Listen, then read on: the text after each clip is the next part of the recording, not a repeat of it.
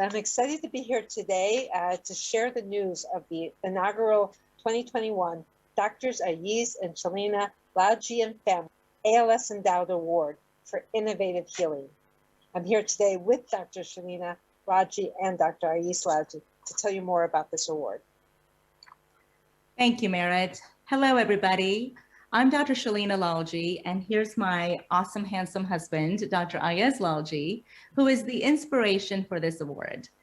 Ayeez was diagnosed in 2017 with ALS, and with the grace of God, a lot of hard work, a great deal of research and commitment, as well as the help of many experts around the world, he is still going strong, and we are all very committed to bringing a cure to this devastating illness. We formed our foundation, ALS Heroes, in 2018 when we decided as a family that we would change our focus from tragedy to transforming ALS, its management, support, and eventual cure. Our award focuses on therapies and research for not just slowing down or stopping the progression, but to really regain function in people who are struggling with ALS on a daily basis. We're filled with hope and much gratitude to Dr. Merit Sukovich and the Healey Center, as well as all the incredible minds on our review committee for helping to bring this to fruition. We've also set up an endowment and are dedicated to making this an annual award. We want to continue to offer our support and help to end ALS. Let this journey begin. Thank you so much for this amazing opportunity to recognize a great scientist working on repair. The terms of this award are shown here, but we're really looking for a team who made significant progress in the ALS field, impacting repair and regeneration in ALS. These are just some examples of ideas, and we hope that many of you working in this area will apply next year also for this annual award. We had an amazing scientific committee and also members of people who are living with ALS to review the many exciting candidates that came forward. And with that, I'm very excited to share that this year's inaugural winners of this award, Professor Michael Coleman from the University of Cambridge and Professor Mark Freeman from Oregon Health and Science University. The Coleman and Freeman groups have discovered key regulators of axonal health. Specifically, they've discovered the two central regulators of program axon death, SARM1 as well as NMNAT2. Both these proteins influence axon loss in many models, and both are now directly implicated in human disease, including in ALS. And with a lot of excitement, we know that because of their discoveries, there are a number of drug discovery programs focusing on these proteins to promote axon health in ALS and other disorders. Congratulations. Congratulations.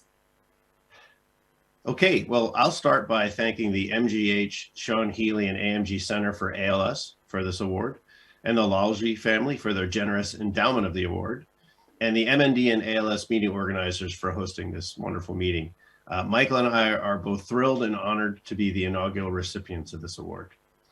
And to give a bit of perspective, Waller degeneration was first studied back in 1850 by Augustus Waller, where he showed that you cut an axon, it degenerates over time.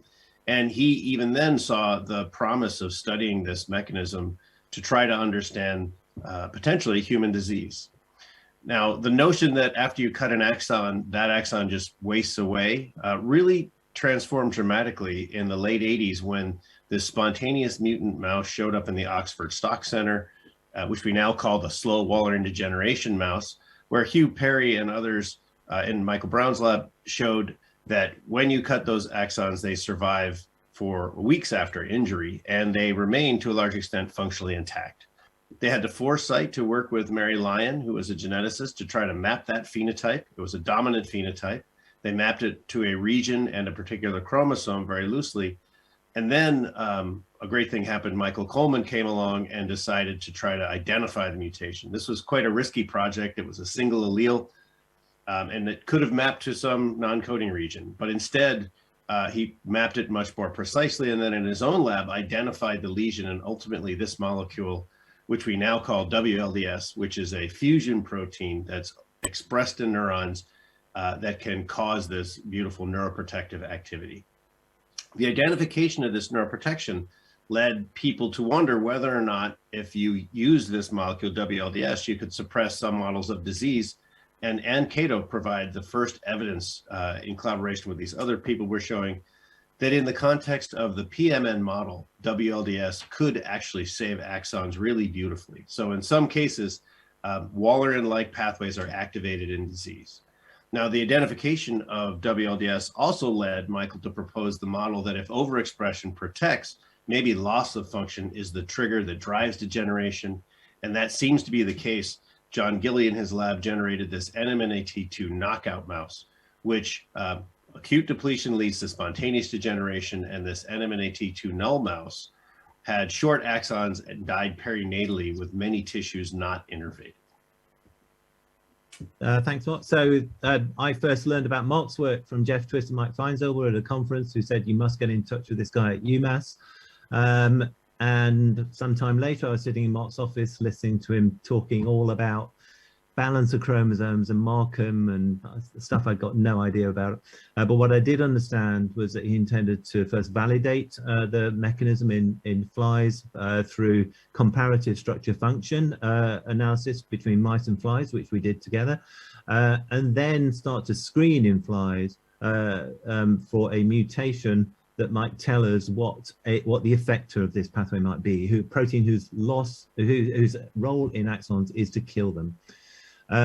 And so he took me into the lab to have a go at dissecting a fly brain, which is something they'd have to do in this screen, which I failed miserably.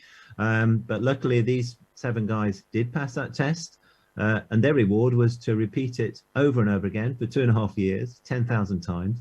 And eventually, Mark rang me one day and said, we've found something that you're going to find really interesting, and started talking about a gene I never heard of.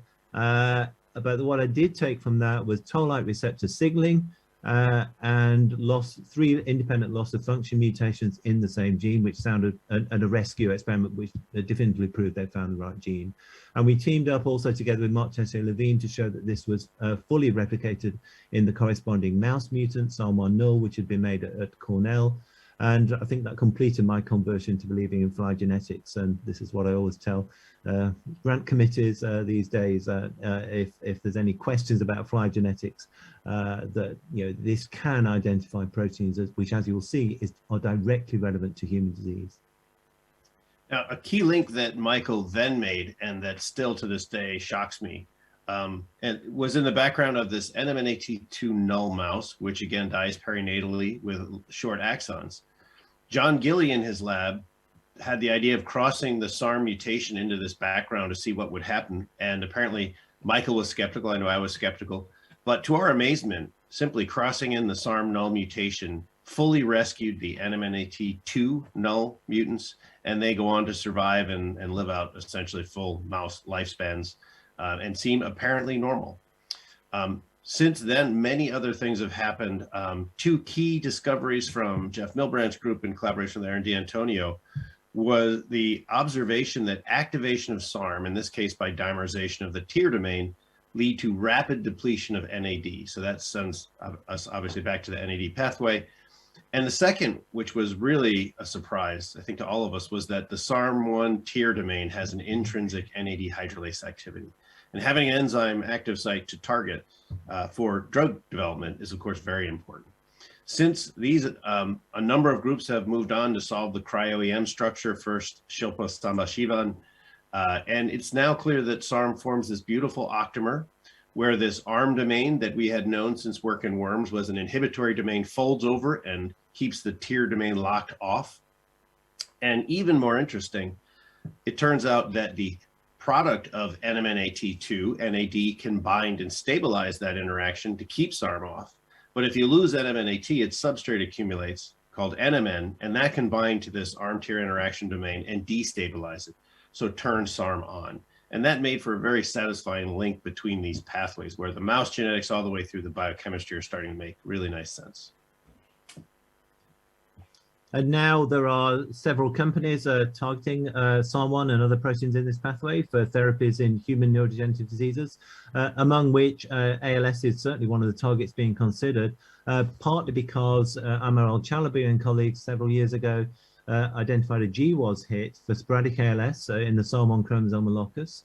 The question then became, of course, which is the causative gene in that area.